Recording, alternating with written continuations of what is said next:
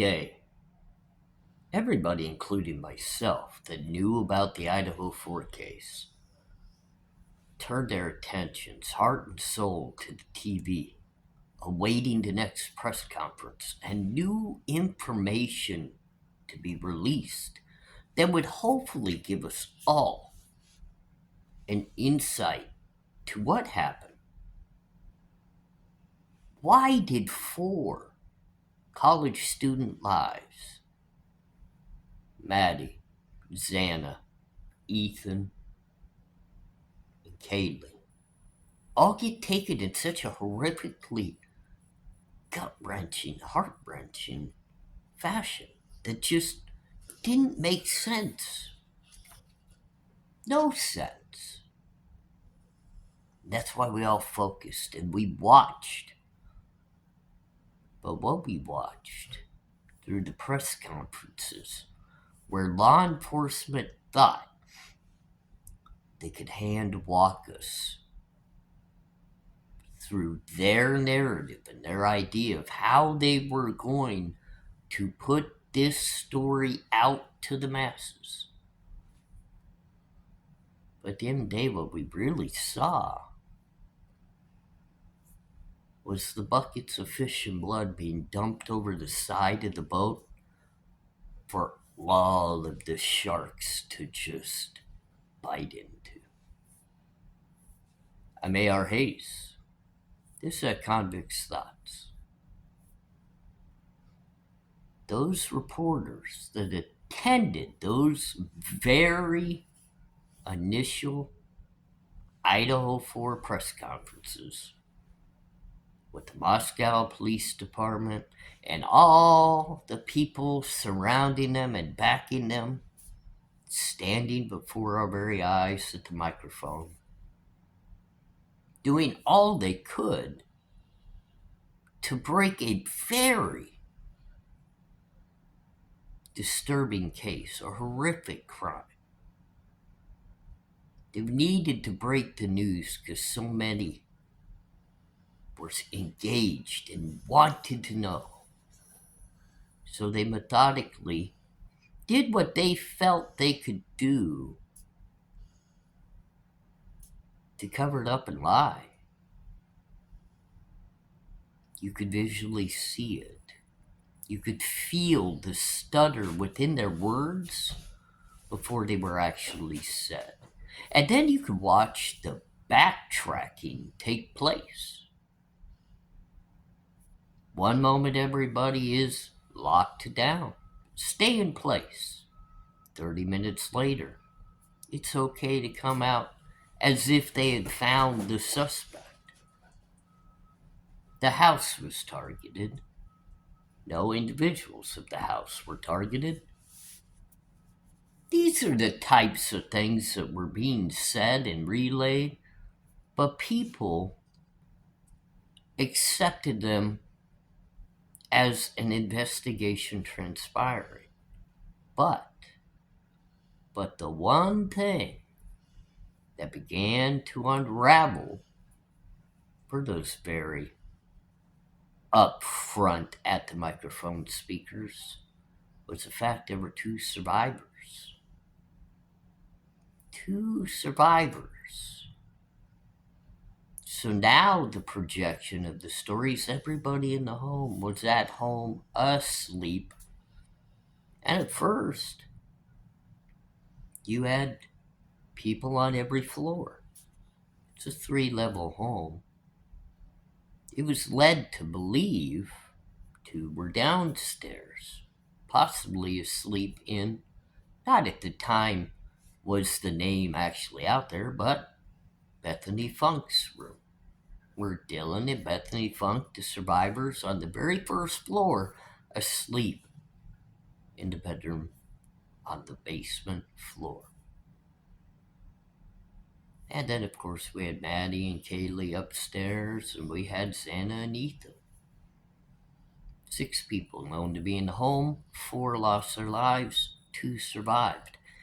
And the backtracking continued within the statements that, they didn't want to talk about the two surviving roommates and the 911 call until they started getting picked apart. Methodically, the questions kept coming, and the law enforcement kept backtracking, trying to avoid that very conversation. But then it had to be broken. When was 911 called?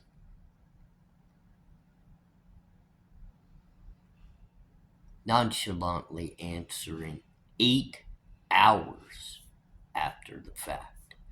And everybody, I guarantee you, sitting in their living room, driving their car, wherever you might have been when you heard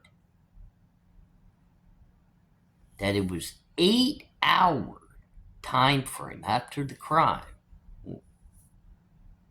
that finally somebody was notified. But you had 2 survivors in the home, so none of it ever made sense.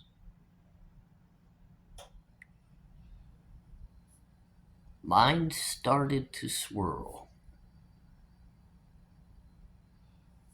The online community, all across the platforms of social media, who very much watched these press conferences, began chirping within the groups and the communities discussing this case.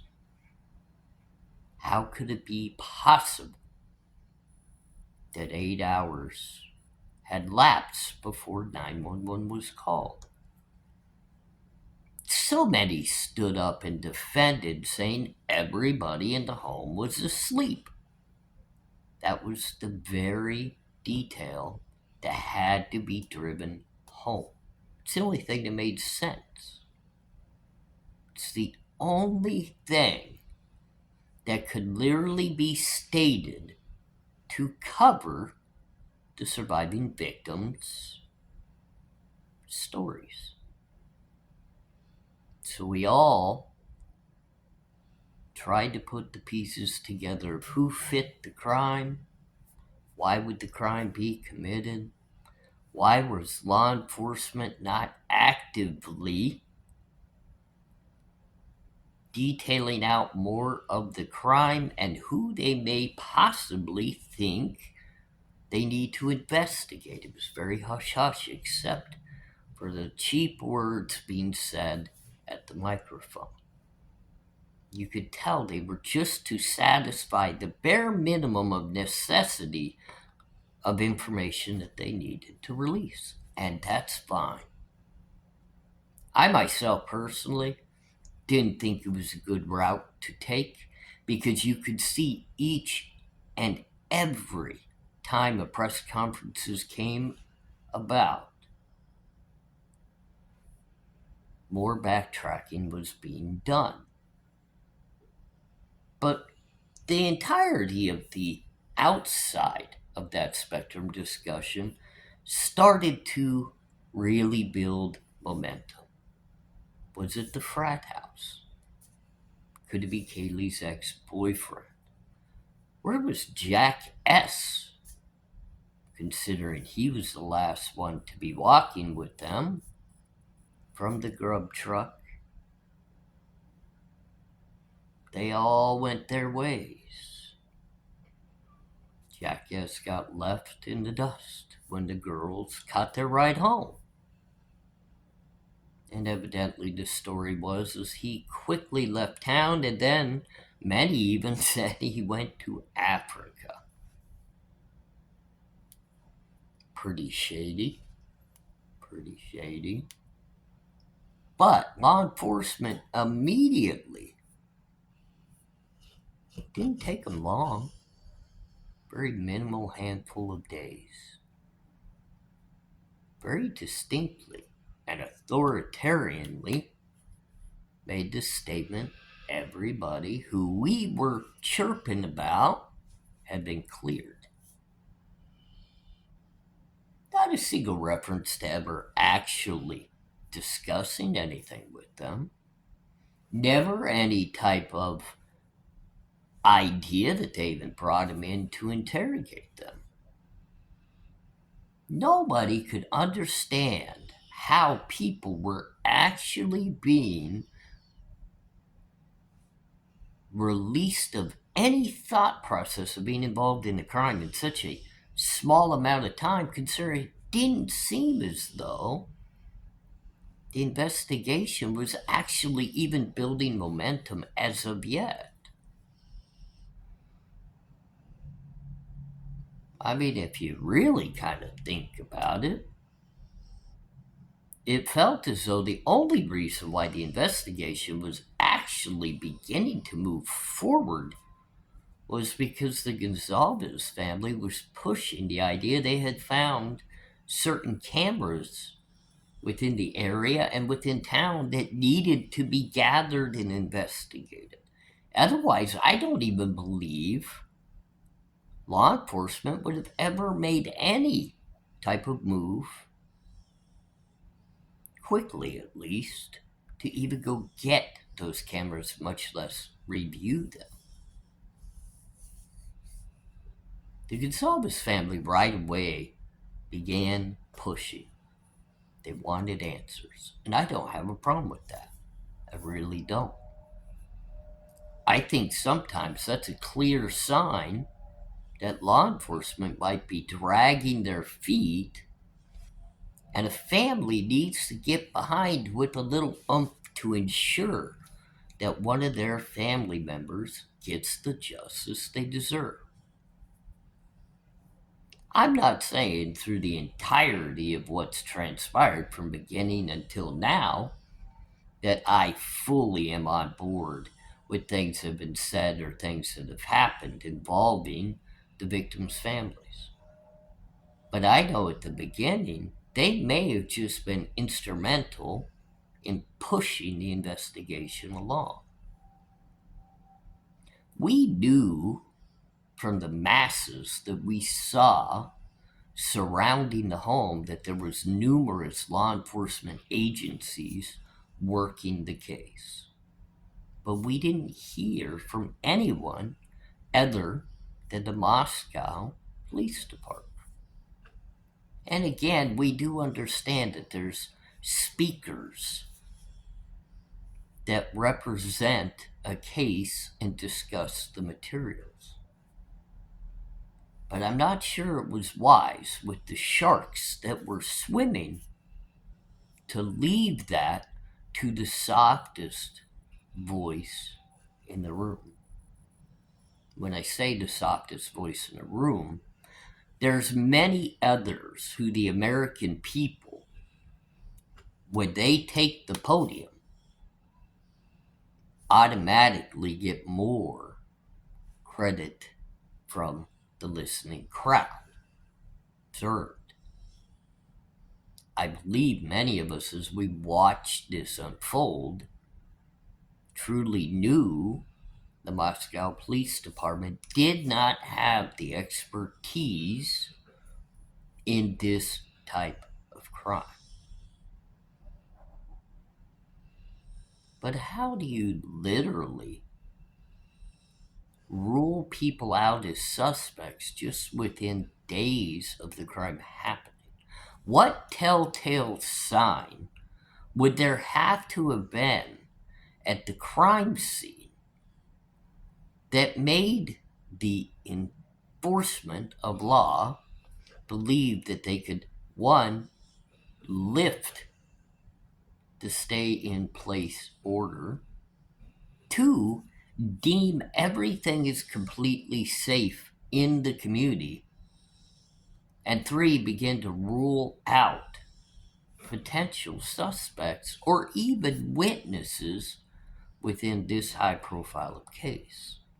It had to have been something that they felt right from the get go helped tell them a story, helped give them an idea of not only what happened, but even more importantly, why and how.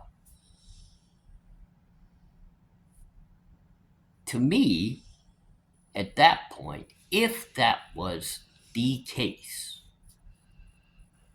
the minute that people were at that podium, more direct evidence should have been given to the community to prove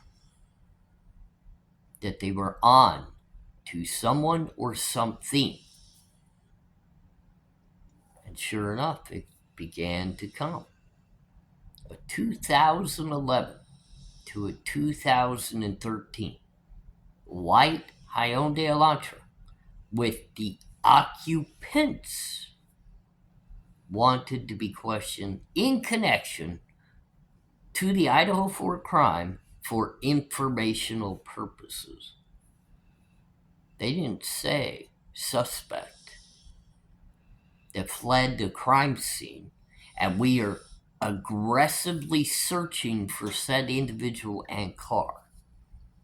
What they said was very important. The occupants of that white Hyundai Elantra. Not a single still photo of the actual vehicle they were looking for, which many of us with critical thinking skills and what I would call brains would say they had to have seen it on some sort of camera. In today's society, there's cameras everywhere. Heck, you drive through a red light nowadays, they could take a picture of your license plate and mail you a ticket. So don't tell me if they were looking for a certain car with occupants of that vehicle. There's only two ways that we can look at the way they presented that. One, they're actually looking for a vehicle that could possibly be witnesses or a group of individuals involved directly with the crime, and it's individuals, it's occupants that happen to be leaving the area at the time of the crime. They were caught on camera somewhere. I don't think you make a mistake in your presentation to a large nationwide audience and use the word occupants rather than suspect or individual. That's a big mistake.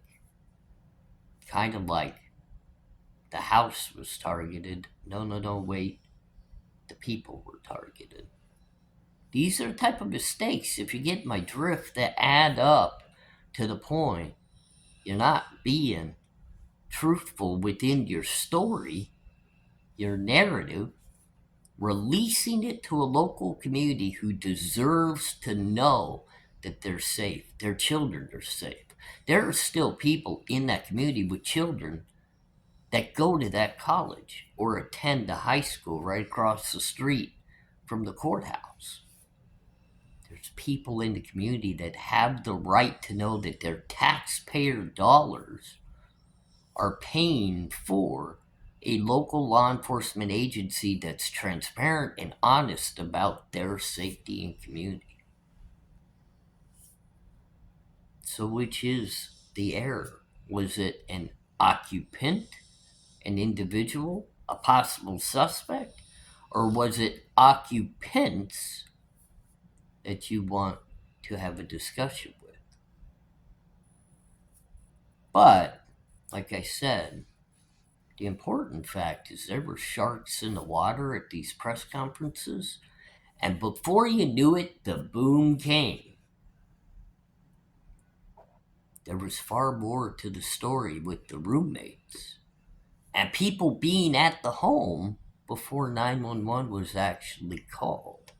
And this is, in my opinion, and we have to say my opinion nowadays, but I think many of you would agree, there's something that held the phone call up to 911. And when you bring in the fact that people are at the home, whether it be one, whether it be two, maybe it's a handful, or maybe it's just many people being summoned to the home prior to 911 being called. There's a reason for that. And for some reason, they had no want, rhyme, or reason to get up to the podium to discuss any of that. There's no discussion of possible witnesses. That's been mute from the very day the press conferences began. There's no discussion of who else in the area could have possibly been hurt or had to make a medical run for some reason to get checked out or wounds taken care of. That's been mute. Heck, all the way through the initial part of the investigation prior to any arrest being done, little bits of tidbits of information were shared, but everything surrounding it was mute. With the exact car, a white 2011, 2013 white Hyundai Elantra was found in Oregon, there was no interest in even looking at it or investigating it. None. There was no even remark or statement made as to why they didn't need to look at that vehicle. They just clearly stated they had no interest in that vehicle. It meant nothing to them. It went completely quiet. No matter what information people sought and wanted and needed to give them hope that there was a direction to be taken within this case, within the investigation, because remember, they immediately began ruling people out that on the social media platform were very much being discussed. And there were some very good thoughts of to why they could possibly be involved. You're talking about people that had very direct contact with these victims, that knew them very well, knew the home very, very well. Even maybe had confrontations the night of the actual horrific crime. They had confrontations with these very victims. So many questions. In the darkness and the cold nights of Idaho, but no answers being given. Very hush hush. But the words, "You just have to trust us," would come out not long in the future.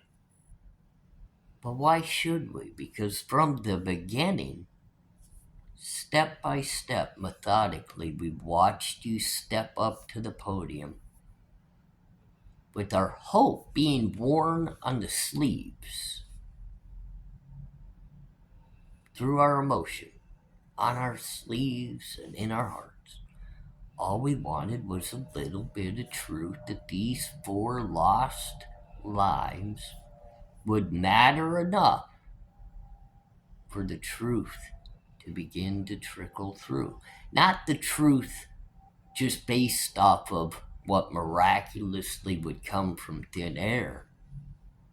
No, we actually wanted the truth to be given by the very individuals who, at task, their job, their oath to the community, was to solve these crimes that terrorize our communities. They are the protectors of the community.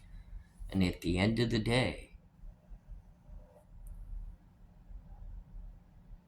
do you think people really trust that they protected their community and did it honestly and put everything out to make them feel as though they were safe? I don't know. That's for another discussion. I'm ARHayes. This is Convicts Thoughts. We just all have to look for honesty. Have a good night.